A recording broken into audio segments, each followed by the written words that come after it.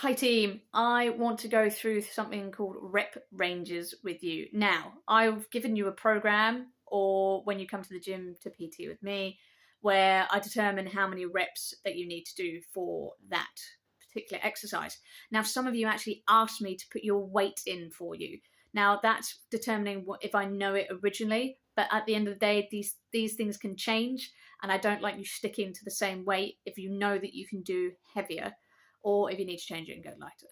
Now, what you need to think about is what's called rate of perceived exertion. So that's RPE. Now, 1 is I feel fine, everything is good. 10 is, oh my God, I can never do that again. It was horrible. Okay. So what you're looking for is kind of a 7 to an 8, which is that was really tough, but I can achieve it. Okay.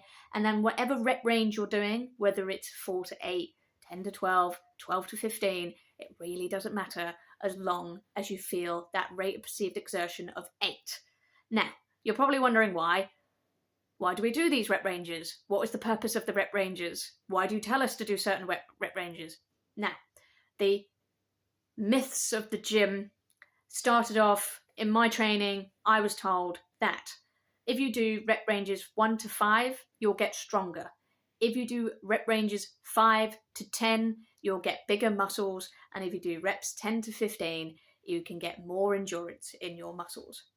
What I've come to realize is that it's a lot of tosh. Lots of tosh. Okay? Now, you'll still hear me say it on the gym floor, because it's easy to say to someone that you're doing an induction with that you're not going to personal train, because it's good to get them doing a lot of reps at a light weight when they first start out. So when I say things like that, I say, oh yeah, do 12 to 15, 3 sets, because it's good to start off your body at that rate, which is true. Okay, which is why a lot of you started off like that, because I don't want to put pressure on your bones and joints by, let's go cracking in with 8 reps at a really heavy weight when you've never done it before. That's a really bad plan, and that's really bad training. So ultimately, at the beginning of your workouts, the beginning of your personal training, I would have done high rep ranges. Now, I'm going to come back to those of you that are still doing high rep ranges in a second. Okay. Now, my philosophy of rep ranges is actually big compound movements, such as push-ups, deadlifts, squats, lunges, you name it, legs mainly, leg press, all that. You'd actually want to go bloody heavy. All right, because you need to utilize as many muscle groups as possible, especially in something like a deadlift or a squat. You want your core working, you want your back working, you want your legs working, okay, cardio working. All right, everything needs to be engaged for that. Now, if you do that really heavy, there's not a problem, because your whole body's going to work to do that. Whereas an isolation movement, so for example, a bicep curl, if you did that for 4 to 8 reps with a really heavy ass dumbbell, I can guarantee this will happen.